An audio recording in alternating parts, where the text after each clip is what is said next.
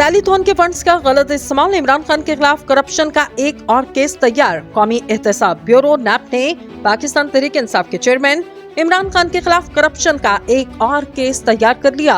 जराये के मुताबिक chairman PTI Imran Khan पर टेलीथॉन के जरिए जमा फंड के गलत इस्तेमाल का इल्जाम है और इन्होंने अगस्त 2022 में टेलीथॉन के जरिए फंड इकट्ठे किए। जराये का कहना है 4 अरब 32 करोड़ रुपए जमा हुए, जिसमें करोड़ों रुपए के घपलों का इल्जाम है।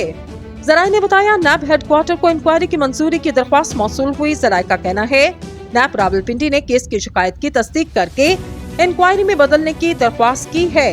ख्याल रहे साबिक वज़ीर-ए-आज़म इमरान खान इन दिनों साइफर केस में जुडिशल रिमांड पर अटक जेल में कैद हैं।